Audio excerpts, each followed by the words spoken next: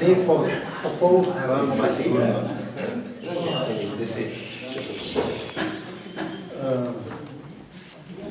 Redko se zgodi, da pokrovitelj pusti na cedilu tistega, ki mu je pokrovitelj, ampak tokrat se je zgodilo. Gospod Šime Ivanko se preprosto ni oglasil. Mi je zelo žal.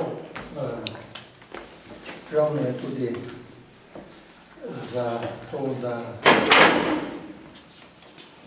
publika ni napolnila literarne hiše, ampak zgleda, da smo že precej utrujeni od vsega in je čas za nogomet. Počitnice, za nogomet. Ampak vseeno, danes so med nami gostje, ki se jih jaz osebno in najbrž tudi vi zelo veselimo, gostje iz Društva hrvaških književnikov v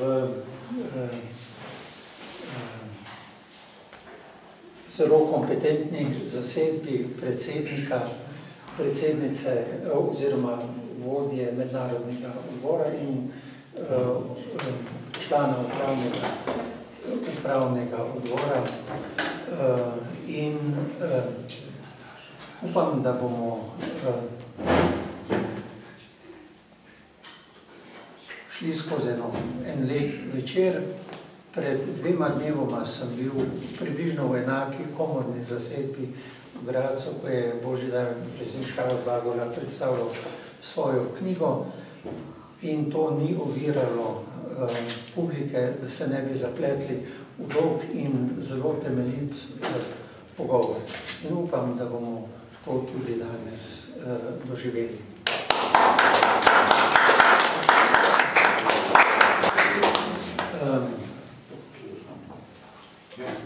Najprej se bojo gostje predstavili kot avtorji. In sicer se bo najprej predstavila gospa Lovrenčičeva. Samo trenutek, jaz imam švincevec, veste, tako da švincevec.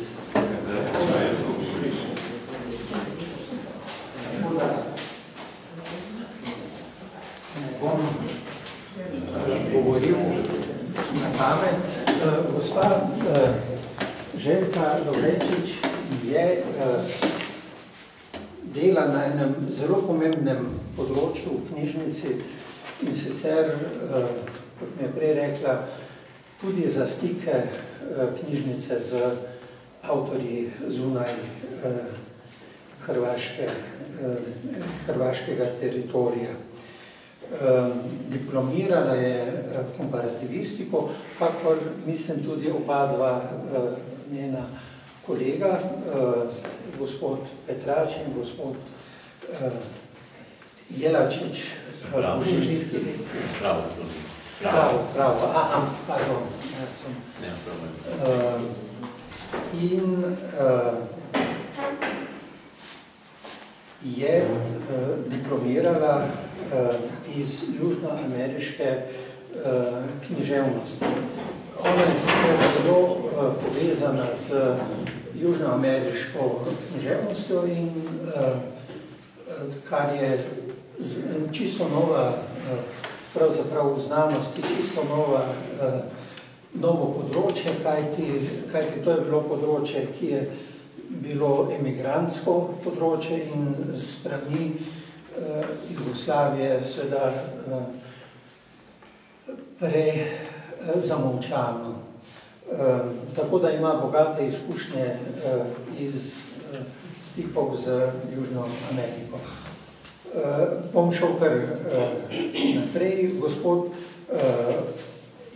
Božinski, Dubravko Božinski Jelačič, odnosno Dubravko Jelačič Božinski, prihaja iz zelo slavne družine Jelačičem in je sam rekel, končal pravo, sicer pa je romanopisec, esejist, feltonist, dramatik in scenarist.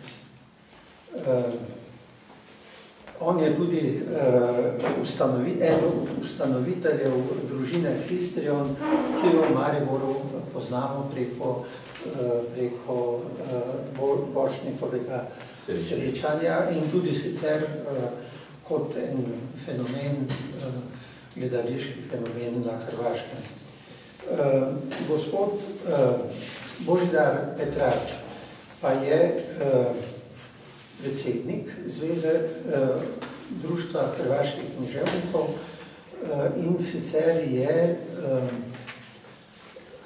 ima za sabo precejšno kariero, med drugim je bil tudi svetovalec predsednika Tudžmana in je drugim,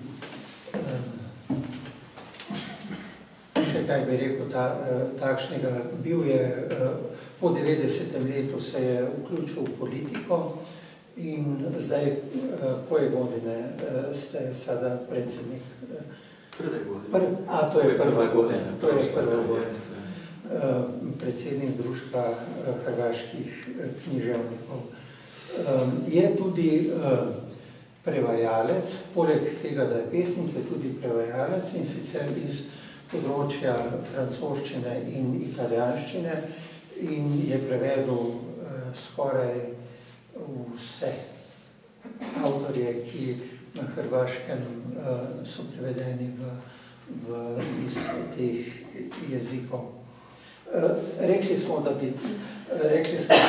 da ćemo tim redom reći prvo gospođa Lovrenčić, gospodin Bužinski in na kraju mene, jaz se opravičujem, včasih se mi zaplete moja hrvaščina ali nekaj takega, kar je hrvaščina, ali nadam se, da mi neće zamjeriti gosti, da mi se to desi.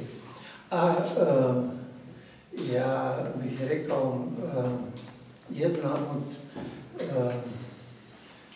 inicijatorja ove posjete je gospođa Milka Knježević, predsjednica Međunarodnog kluba prijateljstva iz Višnje, pa bi joj sada dao riječ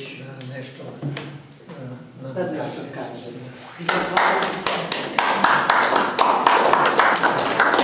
Zahvaljujem se gospodinu Marijanu Kungartniku što me je dao mogućnosti, osobita mi je čast da kažem par riječi. Lijepo vas pozdravljam sve koji ste došli poslušati naše književnike koji su vrhunski književnici, to je na francuskom, budući da prevode crème de la crème književnosti u Republici Hrvatskoj. Gospodin Petrač je stvarno, on preveo mnoge, kritičar, esejist, njega u par riječi ne možete predstaviti, on će vam malo više o sebi govoriti.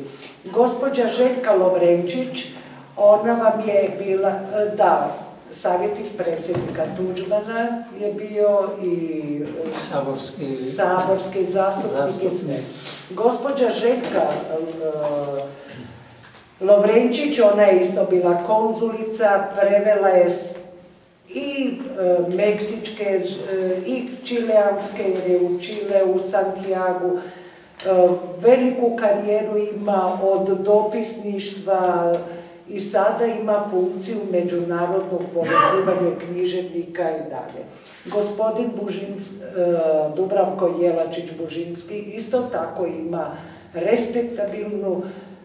respektabilan životopis i meni je osobita čast da ih mogu predstaviti vama i da ne dužim, da ipak damo gostima više našim književnicima, da oni malo više nešto kažu o sebi i o svojim dijelima, naravno i nešto pročitaju što smatraju da bi sebe prezentirali vama.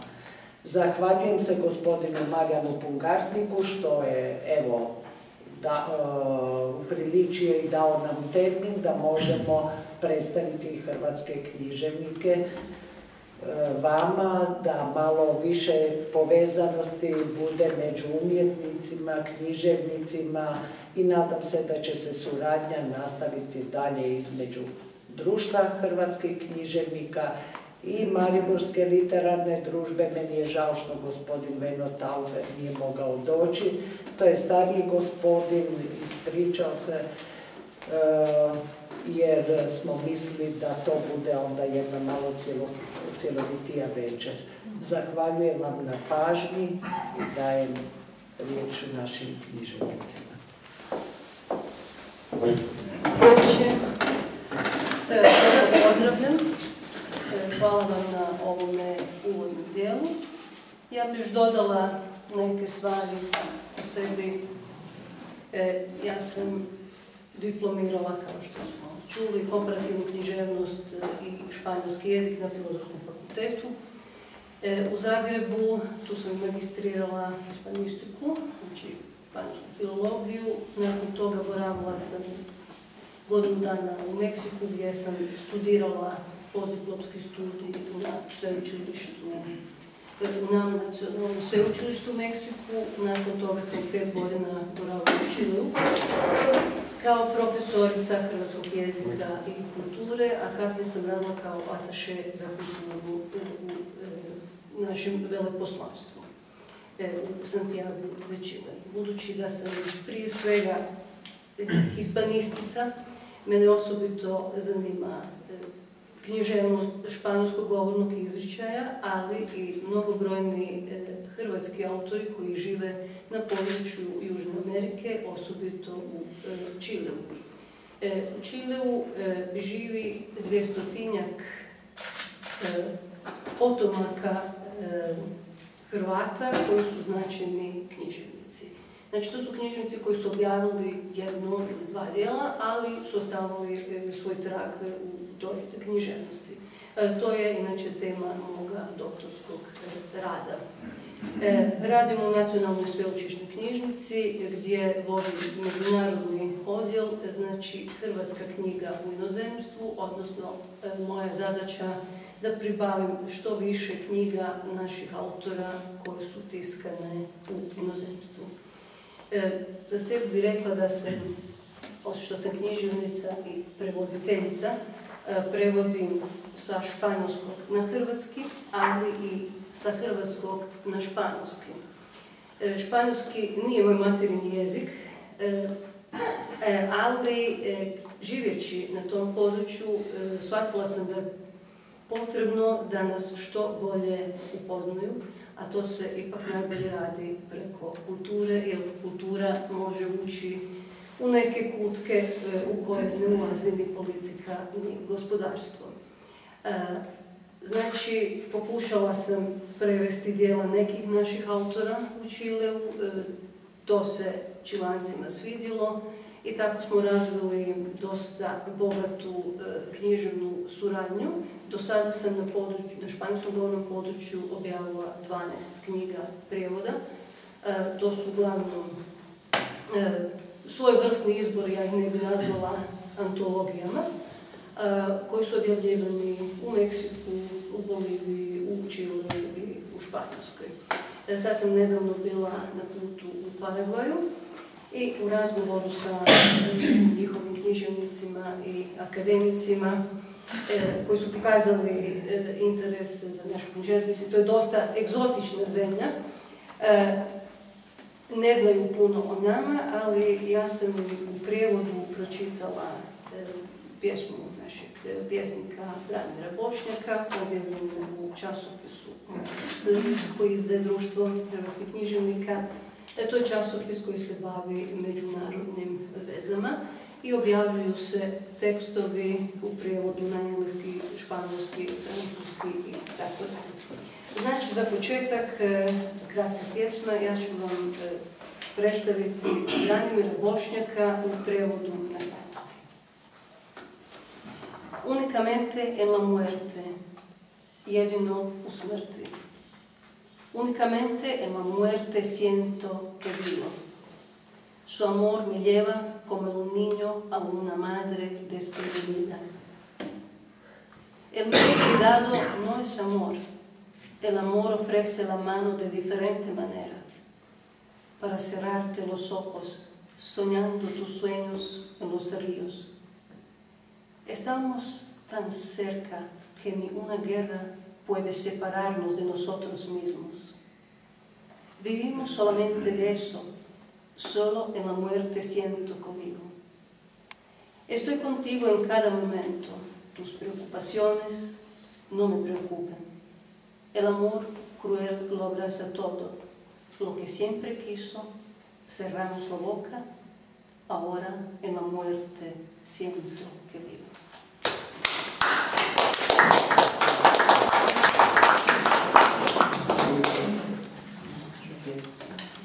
Znači, to su hrvatski književnici na španjolskom. Zapravo, meni se sviđa uloga mosta između dviju kultura, znači Hrvatske i ogromnog hispanofonog svijeta. Jer je zanimljivo kad mi dolazimo u Meksiko i tamo predstavimo neku knjigu, to ne znači da ta knjiga odmah ide u Argentinu. Svaka zemlja je za sebe i imamo ogromno područje na kome možemo djelovati. Čile je zemlja koju u Hrvatsku najviše volim, tamo sam dugo boravila. Pa bi vam sad pročitala jedan mali odlomak iz eseja o značajnom čilanskom književniku Joseu Donosu. Knjiga se zove Casa de Campo, odnosno Ljetni kolac. José Donoso rođen je u Santiagu 1924. godine u obitelji liječnika i odvjetnika. Pripada književnoj generaciji 50. godina u kojoj je vladalo uvjerenje da se preko književnosti treba prikazati propadanje čilanske aristokracije i visoke srednje klase.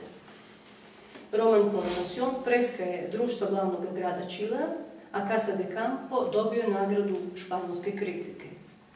Radnja se događa najvjerojatnije u 19. stoljeću na ničijoj zemlji. Sve se odvija u jednoj vili okruženoj visokom travom koju s vremena na vrijeme tuku snažni vjetrovi i u čiju se blizini nalaze rudnici zlata koji iz rudnika izvlače indijanska plemena. Glavni su likovi gospodari i odrasle sluge koji se u svečanim odjelima i uniformama kreću po salonima i u kočijama, te adolescenti koji otkrivaju tajnu užitka i čar slobode i vlasti. Sve to traje godinu dana, ali zapravo možda samo jedan dan. Pripovjedač je istovremeno tradicionalni pripovjedač iz romana 19. stoljeća i onaj misaoni i autokritični iz modernog romana.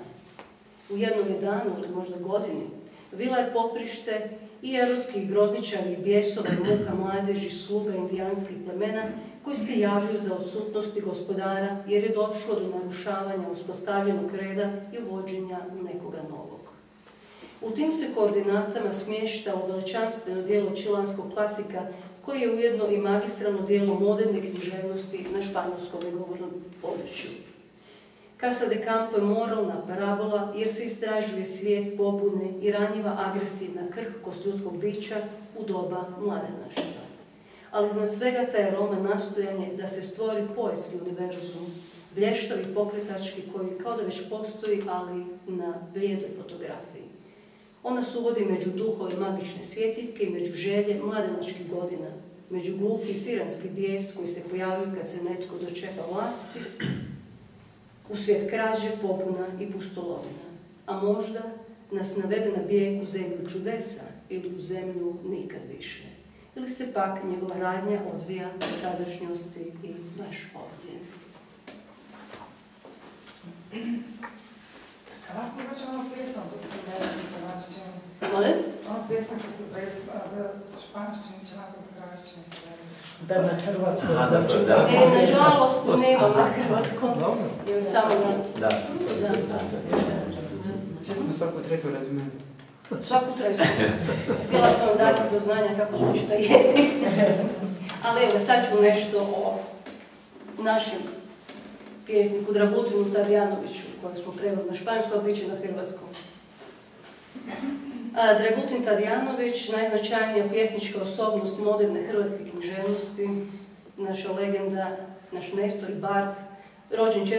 studenog u Rastušu 1905. godine, ovih je dana proslavio svoj 100. rođendan, naravno to je pisano prije nekoliko godina. Svatko u životu ima svog pjesnika. Moj pjesnik Tadija.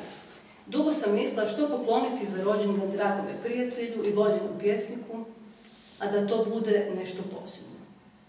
Odlučila sam pokloniti dijelić moga svijeta i predstaviti ga ogromnom i španjolskom području, te prepjevati njegovu poeziju. Velika je hrabrost prevoditi na španjolski, imajući u vidu prvenstveno Španjolsku i Čile, koje su zemlje pjesnika, poeziju velikog pjesnika, male i književno relativno nepoznate zemlje. No uspjeli smo. Knjiga pjesama Dragutina Tadijanovića pod nazivom Poesija Escogida, objavljena u Španjolskoj u izdanju nakladničke kuće Norte i Sur iz Malage i uz trud i razumijevanje njezinog ravnatelja. U prijevodu su mi pomagali španjolski pjesnici i sveučilišni profesori. Predgovor je napisao vrsti poznavatelj dijela velikog pjesnika, akademik Tonko Marojević. Knjiga ima 100 stranica, a objavljena je uz potporu našeg Ministarstva kulture. Na prijevod Tadijanovićeve poezije na španjolski zapravo su me potaknuli dvije velike obljetnice koje su slavili Španjolci i Čilanci. 2004. godina bila godina Pabla Nerude. U čitavom svijetu obilježavala se 100. obljetnica rođenja čilanskog nobelovca, a 2005. godine slavilo se 400 godina od objavljivanja remek dijela svjetske književnosti Cervantesovog romana Don Quixote. Mi vjerojatno nemamo toliku moć da Tadijanoviću omogućimo ono što je zaslužio, svjetsku pozornost, ne samo zbog svojih 100 godina koje nosi tako lako, nego i zbog njegovog rada.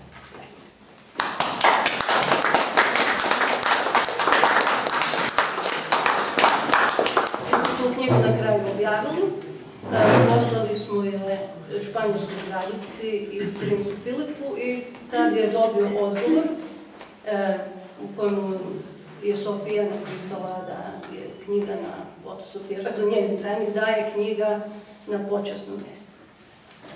Lijepo. Mislim ja na redu sad. Je.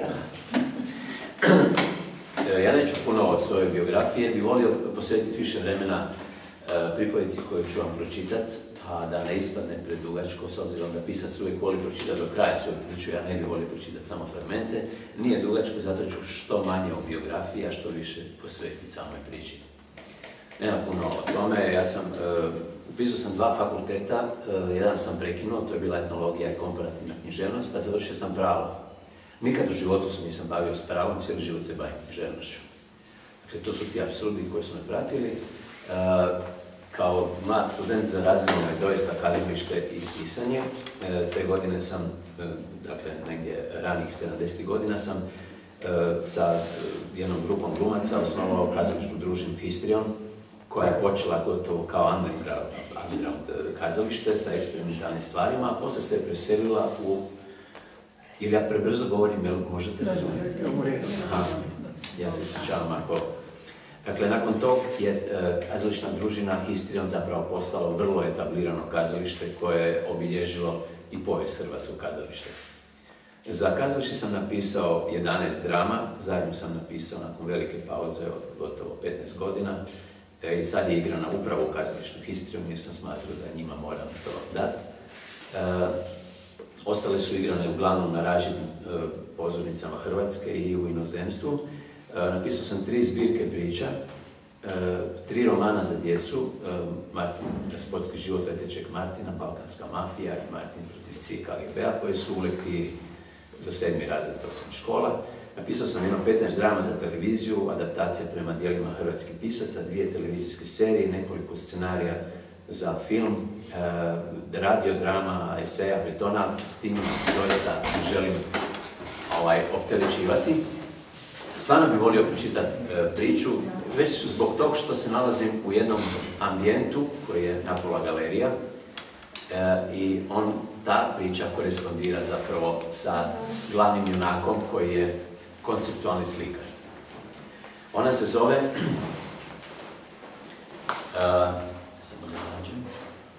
Tohu i Bohu. Jednom tjednom odlazim u Muzej suvremene umjetnosti, obično petkom i subotom. U te dane je više posjetitelja i nekako je življe. Prolaze dvoranama, zastajkuju u izložene eksponate i u tišini gledaju. Već sam prolaz kroz masivna smeđa vrata glavnog ulaza, u čijem su gornjem dijelu ugrađena dva zelenkasto zamućena stakla, stvara u meni osjećaj svečane napetosti. Slike velikih i malih formata, skulpture od bronze, kamena, žice, drva, čavala, gline i stakla, video instalacije iz kojih dopiru tihi tonovi ili treštav prasak instrumenata, monotoni glas koji ponavlja iste rečenice ili zastrašujući krikovi. Sve ih već gotovo znam napamet i ne pobuđuju moj interes. Prolazim ispod velikog dvokrenog ormara u kojem se pale i gase raznobojne žarulje pričvršćenog za strop debelim konopcima iz koje teku tanki mlazovi crvene tekućine i to doista isto više ne zaokuplja moju pažnju. Dapače, gotovo žurno prilazim u uglu posljednje dvorane gdje na visokom mramornom postolju uspravno stoji velika napunjena crna vreća, obična vreća za smeće. Postolj je visoko gotovo 2 metra i iz njegova podnožja tanki snopovi difuznog svjetla nježno ogrubljuju bridove vreće. Na sredini tog pravokutnog monumentalnog postamenta velikim je zlatnim slovima uklesan naslov i djela i ime znamenitog autora. Tohu i Bohu, to piše. U sebi nekoliko puta ponavljam te riječi polako rastavljajući ih na slogove, premda sam ih izgovorio sigurno već više od 100 puta. Zatim pažljivo motrim posjetitelje koji se zaustavljaju i praveći se da sam koncentriran na neke druge stvari, napeto osluškujem komentare. Nastojim da ne izgleda neobično, jer ne želim privući ničiju pažnju. Premda sam za ovo djelo vezan na poseban način, mogao bih reći i sudbonosan. Ime koje se koči zlatnim sjajem na mramornoj podlozi ispod velikog naziva, Tohu i Bohu, doista pripada jednom od najvećih naših umjetnika, ali to djelo nije njegovo. Ja najbolje znam da nije, jer taj značajni eksponat Muzeja za suvremenu umjetnost stvorio sam ja. Ono je moje djelo. Pomislit ćete da sam jedan od onih čudnih tipova koji sebi umišlja stvari, obara pogled kad razgovara s ljudima i koji bi s vremena na vrijeme mogao postati opasan. Ali ne brinite. Stvari su mnogo jednostavnije i možda bi ih bilo dobro vratiti malo unatrag. I kako se to zapravo sve dogodilo? Ja radim u velikoj marketinškoj agenciji. Ne bavim se tekstovima, medijskom propagandom ili dizajnom. Moje radno mjesto na ulazu u zgradu, u maloj porti staklenih zidova, gdje preko noći stoje ključevi svih kancelarija. Ja sam domar zgrade, čuvar. Premda neskromno mogu reći da me zanimaju mnoge stvari. Vrijeme koje imam u izobilju kratim čitanja. Mnogo čitam. Dnevne novine i tjednike, a povremeno neki kriminalistički roman. Isto tako volim i filmove. Kazalište ne. Film je za mene potpuna iluzija stvarnog života. U muzeje i galerije gotovo da i nisam odlazio. Sve do tog dana. A tog dana je kišilo kad je direktor agencije došao na portu i rekao: mi smo sponzori jedne važne umjetničke manifestacije koja će se održati ispred naše agencije. Kad gospodin umjetnik završi svoj posao, donijet će eksponat ovdje. Tu na porti ostaće preko noći, a ujutro će ga preuzeti kustos Muzeja suvremene umjetnosti. Moram priznati da me iznenadio njegov dolazak, jer rijetko je kad to činio. On svakodnevno prolazi pored staklenog prozora za kojeg ja sjedim i koji gleda na izlazni hodnik, ali nikad ne skrene pogled. On je mladan, gotovo neljubazan direktor i kontaktiranje s niže rangiranim zaposlenicima vjerojatno drži nužnim i zamornim dijelom svoga posla. Gospodin umjetnik na koga su se odnosile te riječi stajao je sa strane, pomalo nezainteresiran i s pogledom u kojem su se ocrtavali odsutnost i dosada. Rukovali su se, a onda je direktor, ne osvrnuši se više na mene, otišao prema liftu, dok je umjetnik klimnuši glavom u znak pozdrava, laganim korakom krenuo prema izlazu. Htjedoh upitati o kakvom se to eksponatu radi, ali sam samo bešumno pomaknuo usne i podigao ruku u visini čela. Umjetnik već bio vani i mene neka znatiželja poput konopa povuče za njim. Ruku na srce nisam shvaćao što se to ima umjetnički dogoditi ispred zgrade naše agencije, na ulici, po ovako ružnom, sivom vremenu, jer i dalje je padalo prijeteći da se pretvori u pljusak. Zastao sam na izlaznim vratima hodnika i zaplenjen kontejnerom za smeće pogledao prema umjetniku. On je stajao na sred ulice koja je bila zatvorena za promet s nizom parkiranih automobila. Onda iz malog ruksaka na leđima, koje sam tek tada zamijetio, izvadio je neki tamni zamotuljak, pažljivo go to svečanim kretnjama rastvorio ga i pojavila se velika crna vreća za smeće. Stajao je tako ukućeno zvurio u veliki sat koji je visio iznad ulaza u pješački pothodnik s druge strane ulice. Još uvijek nisam shvaćao što se to ima dogoditi, tek je jedno bilo jasno. Čekao je da velika i mala kazaljka spoje u podne. Puklo je top na kričkom tornju i s tim zvučnim signalom on se pun neke radosti sagne prema zemlji i rukom počne kupiti smeće. Nisam vjerao vlastitim očima, hoda rubom pločnika i kupio sve na što bi naišao. Papire, opuške, prazne kutije cigareta, poneku plastičnu bocu, zgužvane vrećice, zgnječene kartonske kutije, komade starog kruha, upotrebljene papirnate maramice, krpe i komade nagriženog voća. Od kiše koja je stalno padala, predmeti su bili mokri, iz njih se cijedilo, no on ih je pažljivim pokretom ruke kao da prenosi porculanske šalice ubacivao u veliku crnu vreću za smeće. Kosa mu je bila mokra, niz obraze su tekle kapi kiše, pa izgledalo kao da se radeći taj posao plaće od ganuća. No, s lica mu zapravo nije silazio smiješak. Ni buka automobila i tramvaja, niti noge prolaznike, ni zamorna sitna kiša. Svakih 15 minuta odložio bi vreću na beton, uzdirutih ruku i podignute glave pogledao upereno u nebo, skakutao bi oko nje na jednoj nozi, ispuštajući duboke uzdahe. Nije se obazirao poneki začuđeni pogled prolaznika, a mene iza kontejnera nije ni mogao vidjeti, ali ja njega jesam i gledao sam ga puni sat vremena, začuđen, zadivljen i potpuno zbunjen. Dok se vreća punila, on je svako toliko pogledao na sat i kad je došao na jedan, stao je kao ukopan. Na sekundu točno, vreća je bila puna, jer je u nekoliko navrata temeljito obišao ulicu uzduž i popreko. Moram priznati da ja ulicu nisam vidio nikad tako očišćenu. Pokupio je doslovce sve. Jednako svečano kao što je počeo, sad je crvenom vrpcom zavezao vreću, duboko se nad njom poklonio, prebacio ju na leđa i krenuo prema ulazu agencije. Bože moj, morao sam se brzo povući, pa nisam htio da primiti kako sam bio svjedokom njegove umjetničke akcije. Požurih prema svom staklenom kavezu. Uzbuđeno sam disao kad se stvorio pored mene, jer iz vreće je kapala voda. Evo tu je, rekao je tihim, blagim glasom, direktor je vaš rekao da ostane do sutra ovdje. Ja sam njemu potvrdio. A sutra će doći jedan gospodin, znam, preduhitrio sam ga, doći će kustos Muzeja suvremene umjetnosti. On se blago nasmije. Čuvajte to dobro, molim vas, samo je dodao, ne dočekavši da išta uzvrati. Vidio sam još samo njegova leđa kako klize prema izlazu. Sjeo sam i neko vrijeme gledao tu crnu nabubrenu vreću kao kakvog gigantskog kupca u čijoj su se utrobi skrile vrijednosti koje nisam u stanju shvatiti. Onda sam je oprezno podignuo, još uvijek je iz nje teklo i smjestio je u kut portirnice. Cijeli taj dan ja više nisam bio ni za što. To što se predavno dogodilo bilo je toliko neobično, zbunjujuće, nerazumljivo, ali tako nekako svečano poput mise na latinskom u kojoj se sve čuje, a ništa ne razumije.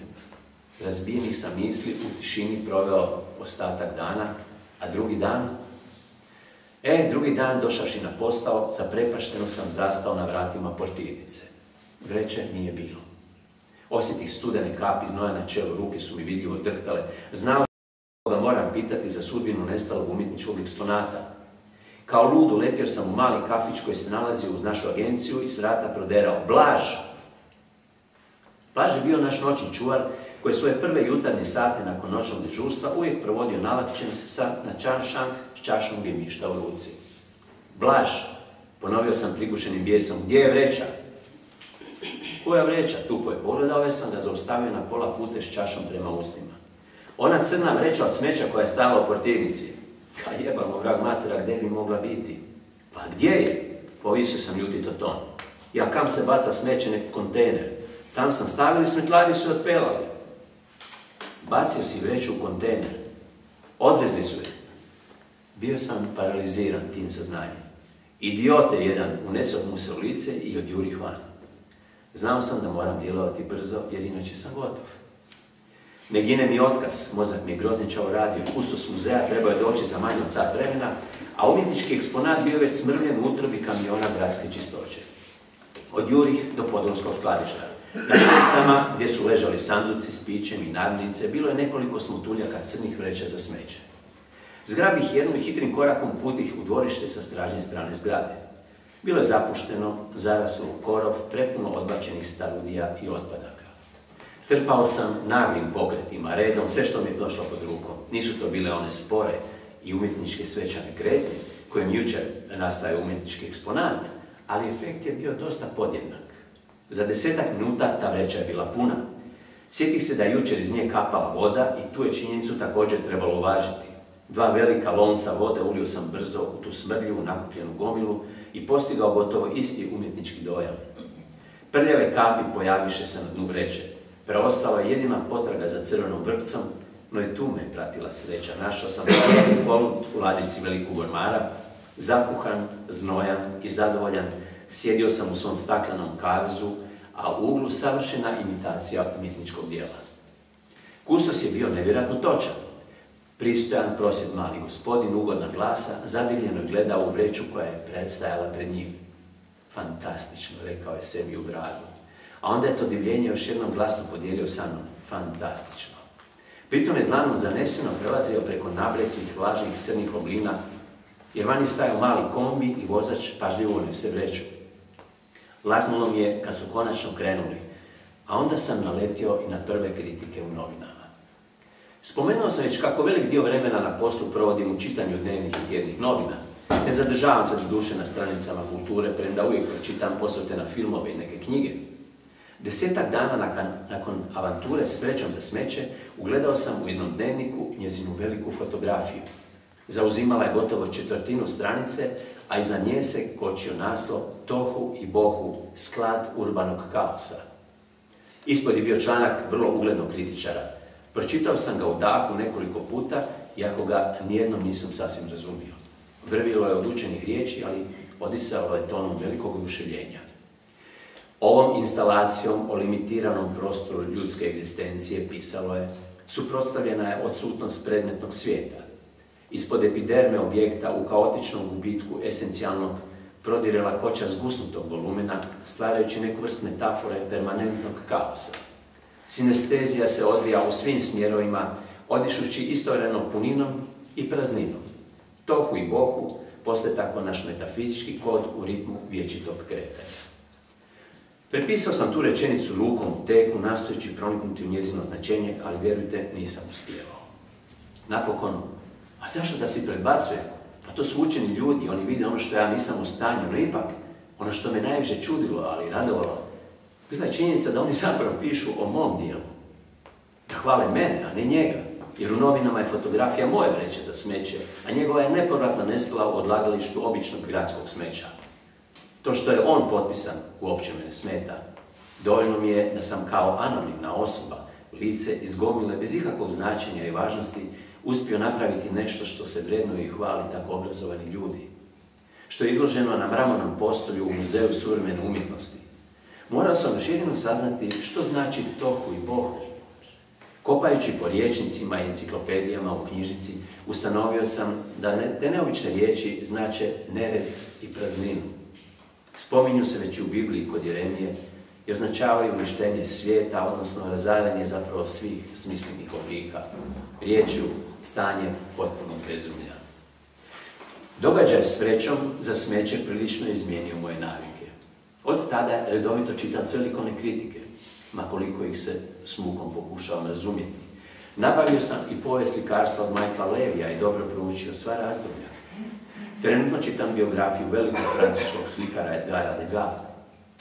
Posjećujem galerije, a u muzej za suvremenu umjetnost idem svaki tjedan. Imam osjećaj kako mi je život na jedan čudan način postao ispunjen. I pritom uopće ne žalim što za mene zapravo nitko i ne zna. Što ljudi koji dolaze u muzej i ushićeno stoje pred umjetničkim dijelom Tohu i Bohu ne znaju da je pravi autor onaj neobični posjetitelj koji se tu najduže zadržava i ispod oka prati njihove reakcije. To me ispunjava srećom. I sam često s divljenjem stojim ispred mramornog postolja i uživam u onom što sam stvorio. Jer mislim da je to istinski osjećaj umjetnika kojem je djelo važnije od njega samoga. Jednog dana kad ja umrem, tohu i boku koji sam ja stvorio ostaće zauvijek. Jer kako veli Degas, citiram ga, u umjetnosti najljepše istine dobivamo posredstvom običnih laži. Pa zar to nije divna rečenica?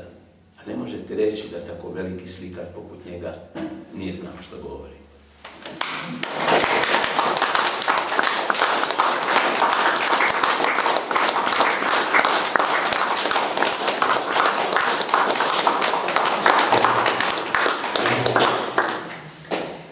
Kažu da šećer dolazi na kraju. Nije, šećer ne dolazi na kraju, dolazi Božidar Petrović na kraju. Upravo sam htjela reći. To nije šećer. To nije šećer. Ne, mislim, vidite, nakon ovako lijepe priče. Koja je istinita?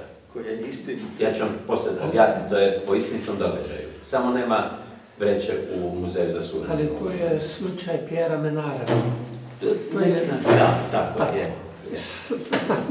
Dakle, nakon tako lijepe pripovijesti kolege Dubravka Ivačića Božimskog, ja još samo moram reći da kao glavni urednik Alfe, što inače jesam, ta knjiga je izišla u biblioteci Hrvatski pisci prije, ne znam, dosta 2006. 2006. Evo, sad bih ja trebao nešto govoriti. Pa ne, ja ću reći ovako najprije da mi je drago da sam danas nalazim u Mariboru. Da smo imali jednu zgodu prije isto nekoliko godina, mislim da je bio gospodin Pungartnik u Humu na Sutli, da smo imali jednu zajedničku večer i da smo u sklopu te večeri predstavili izabrana djela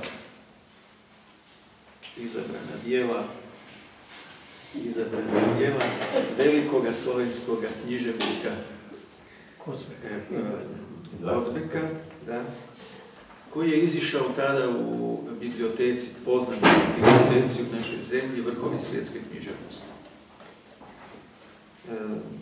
Dakle, mi u našoj zemlji i osobito volimo Edvarda Kozbeka, kako njegovu poeziju, kako njegovu prozu, tako i njegova razmišljanja, a tako i njegov angažman, osobito onaj koji je vezan uz francuski personalizam i ono što je Edvard Kozbek prenio u slovensku sredinu.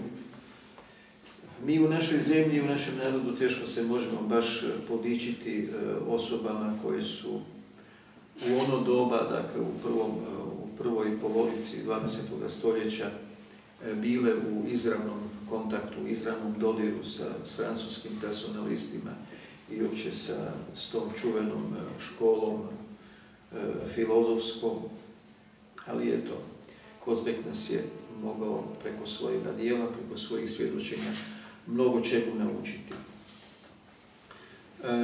Osobno sam potkraj 80. godina bio sa slovenskim personalistima danas. Dakle, to je bio Kovač, to je bio Peterle, dakle prije Peterleova ulaska u politiku.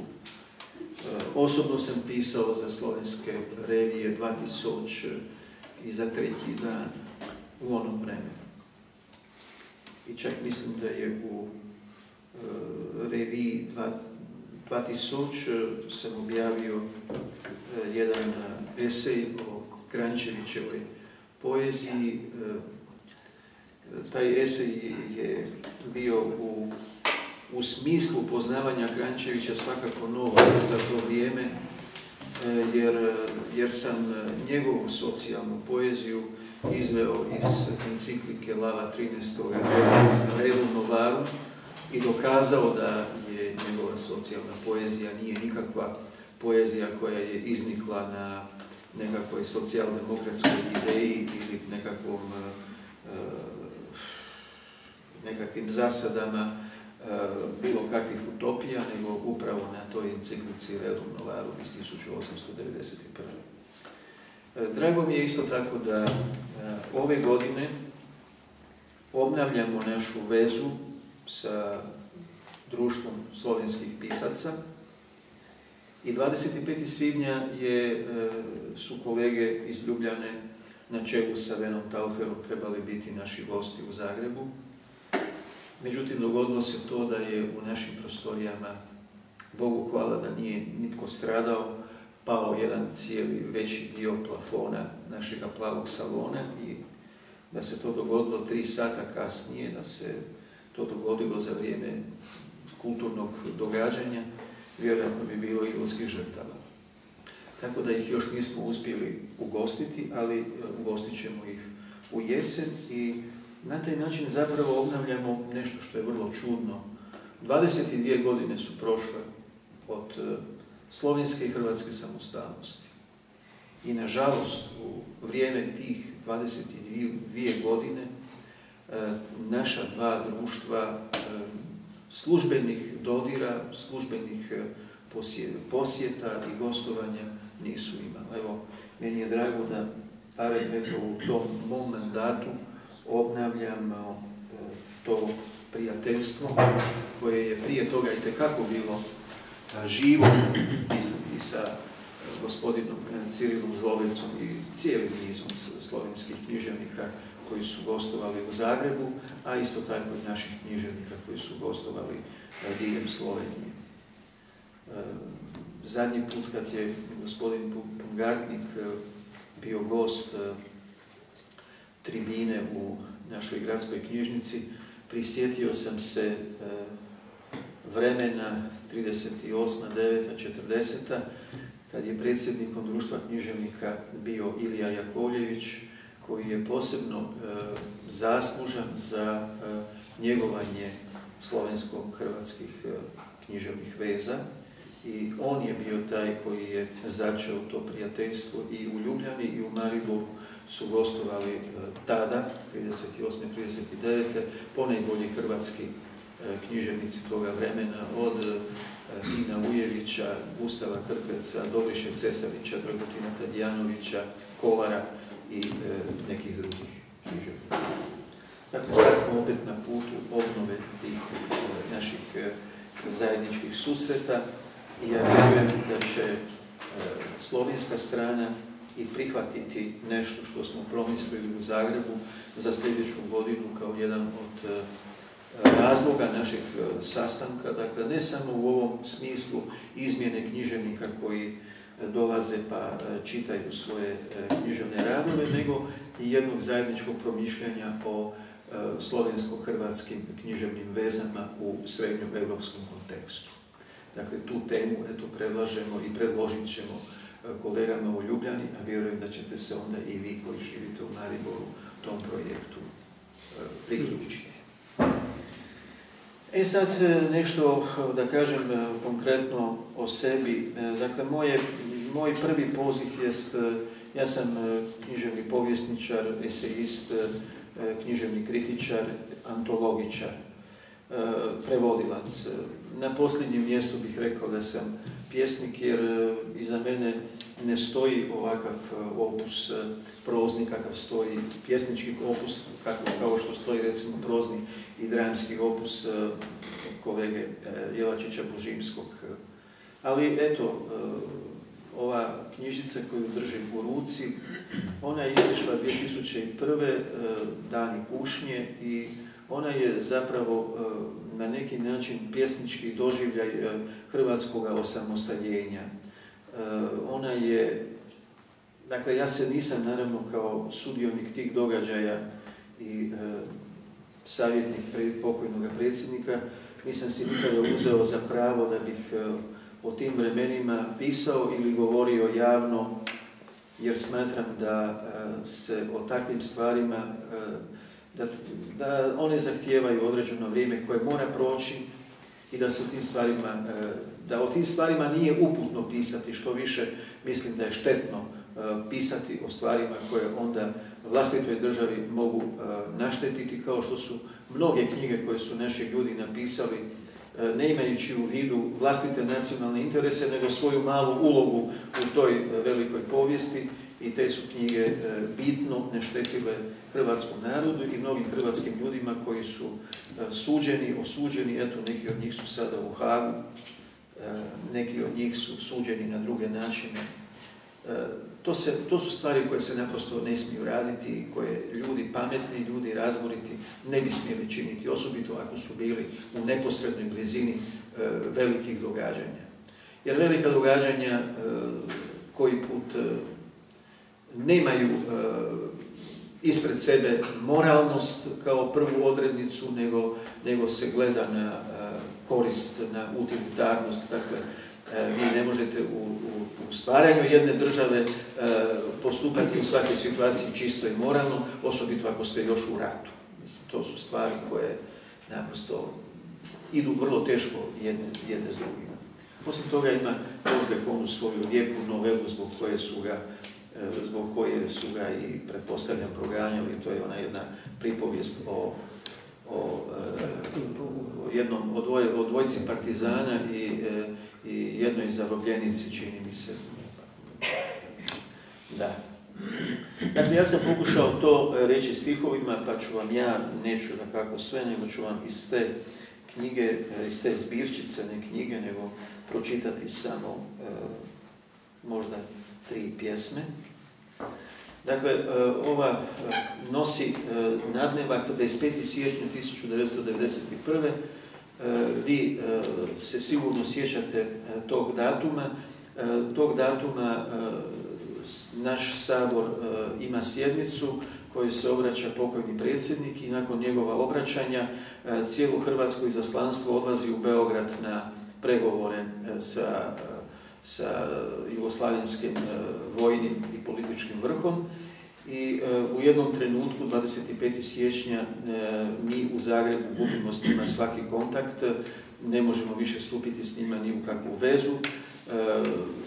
Kasarne se u blizini Zagreba polako, neću reći otvaraju, nego se pale motori tenkova, i jedna je zaista, vi se vjerojatno toga sjećate, Sabor radi do kasno u noć, i nakon toga, ne znam iz kojih razloga, gospodin Vekić, koji je tada bio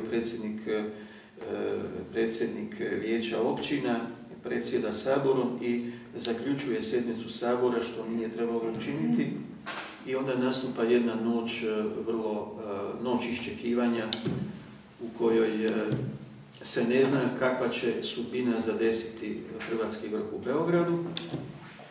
I tek negdje oko ponoći stupamo s njima u kontakt i onda umirujemo hrvatsku javnost, gospodin Slavko Degoricija i ja, riječima da smo s njima stupili u vezu i da će doskora sletjeti za sat, 2, da će sletjeti normalno u Zagreb.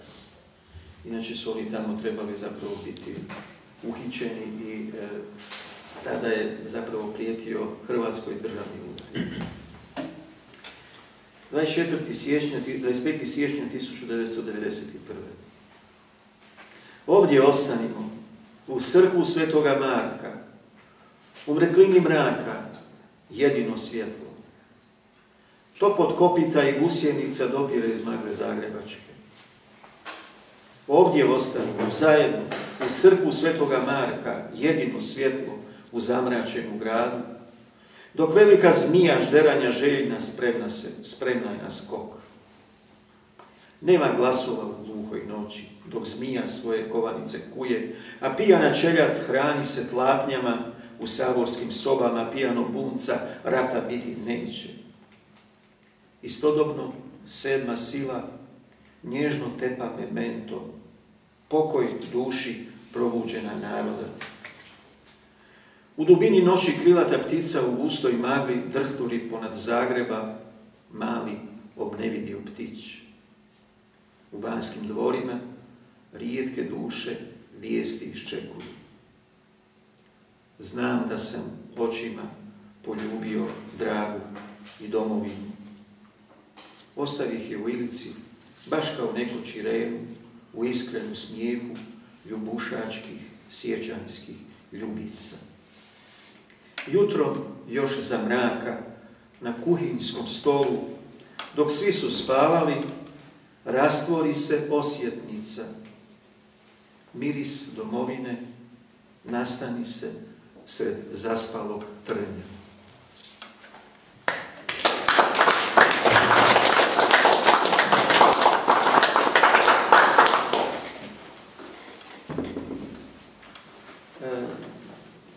U toj, dakle, poemi Dani kušnje ima i jedan intermezzo koji je ovako laganiji, ljubavno lepršan. 3. travnja 1991. Dok gledam tvoje usne, ne znam znam li, dok ljubav tvoju dijelim, ne znam li što znači. Dani ljeta 1991. Što me haljinom plašiš, što mi kožu ježiš, ljeti svojom haljinom. Cvjeta mraz, tišine na koži goloj, brončanoj. Što me još ježiš, dok pahulja snijega zemlje miluje cvijet gorkoga ljeta. Što me haljinom plašiš, što mi kožu ježiš.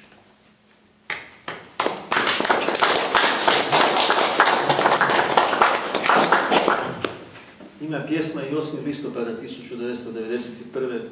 To je dan završetka moratorija i proglašenja hrvatske neovisnosti. Kako je bilo teško te noći jesenje. Nikada nisam pisao o tim jakim danima, o svome strahu, smrtnom, u općoj zabrinutosti, a dijelio nas je samo tren do uza bespovratnih. Nakon straha, dubom sile izdubljena, što mogao sam znati? Bio sam tvoj u šutnji tišini, u muku, ma što ptice graktali i krici bezumnika, bio sam tvoj. Znala si mrvicu s moga srednjega prsta, nothing more. Sabra smo se sa svih strana, dan odluke bijaše. Trebalo je reći, ni guske u magli, ni bezumni gubitnici. Uđo smo u novi dom. Duša naša više nisu šipci, ostaše ruke sklopljene i spleteni prsti. Može li se izreći sloboda? Danas smo raskinuli sveze dugotrajna mraka. Pod silom svijetlih zvijezda u magli i u zamračenju učinili smo sve. Svijetli šutmini.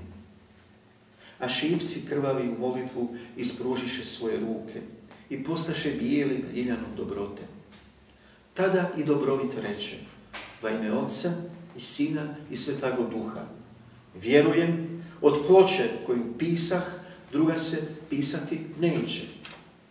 Tek tada poludi gavran nebeskog plemena. No bi je kasno da se slede kapljice slobode. Never more.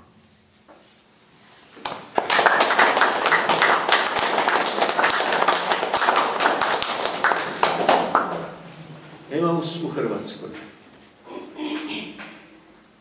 Hoće li doći vrijeme svetoga sutona naših iskrenih riječi? Ostani s nama, rabi. Tvojima se život ne oduzimlja, tvojima se život mijenja u magnoliji vječnoga prebivališta, u mirisu borova i čempresa, u nježnosti breza i lipinu cvjetanju. Tvoja je milost neizmjerna. Drhturi Hrvatska u svijetloj pređi priznanja, drhturi mali žižak, bolno i skromno upaljen.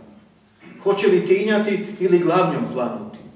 Hoće li korijen očvrsnuti ili karusel u rukama pohlepe svoje i sila tuđih skončati? Ostani s nama, rabi.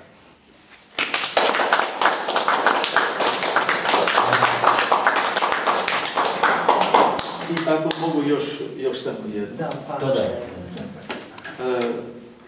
Žao mi je što nisam uspio do 14. ovoga mjeseca ostvariti ovu knjigu koja će biti ostvarena do konca ovoga mjeseca sigurno, jer mora. Pa, eto, knjige nemam, ali je imam u nam je u rukopisu. Knjiga će se zvati, zove se Cedulje sestri Klari, u književnoj ostavštini brata Teodora i drugi spis.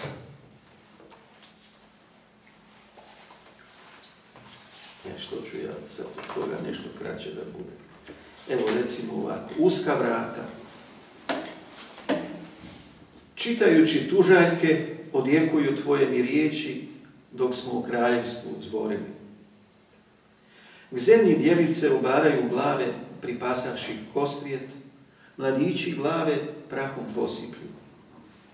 Jer kako je pisano njegovom rukom, tijesan je put i uska su vrata po kojima se ide i u život ulazi.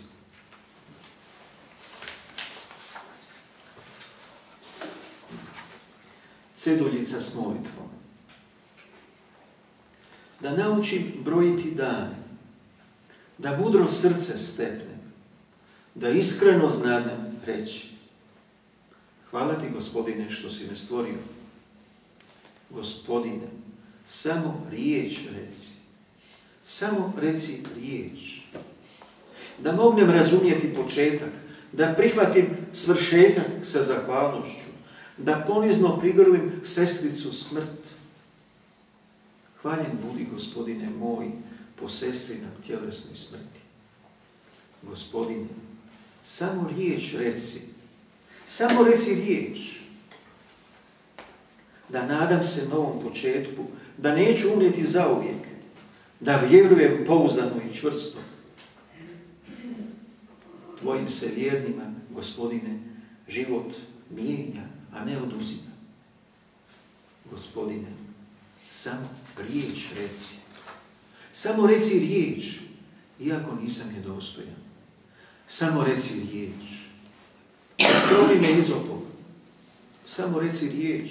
I bit ću bijeli od snijega. Samo reci riječ. Vapaj moj poslušaj. Moju molitvu usliši.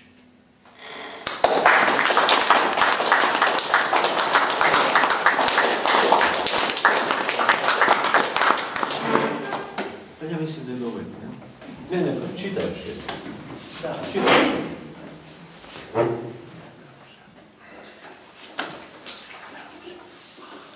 Ovo je jedna lijepa pjesma.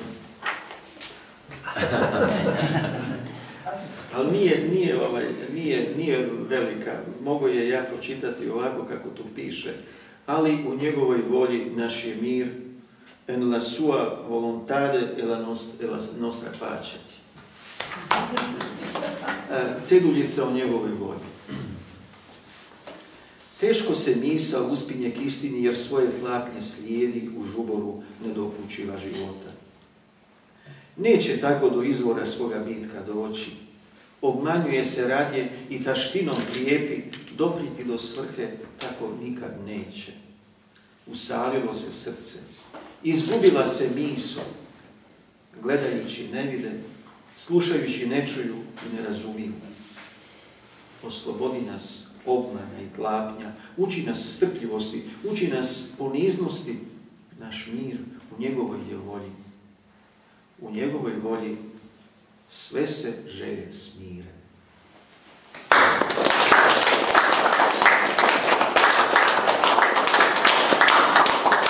I kad smo već od toga, moram je tu pročitati, jer to je ipak vezano uz Dante, a inače puno toga je vezano uz Dante. Uz Dante i Svetog Franju u ovoj cijeloj zbirci. Ja? Čitajući Dante se zove pjesma. Dok smo sjedeć na obali Save čitali stihove pakla o Franjici i Pavlu, prijekorom zornim tvoj je pogled sjao. Pjesnik dirnut do srži pričom i obiljem suza, ponikne nikom te se obeznani. E cadi come un corpo morto cade. Požudna sklonost prijekoru biješe metom, kao i sućutnost moja, jer i ja padoh ko što mrtvo tijelo pada. Odlazeć sa Save u meki sutom sveti, kad angelus se javlja i modrina svijetli, tvoj se prijekor naglo u oprost promijeni. Na nama nije da sudimo. Tajni pogled reče.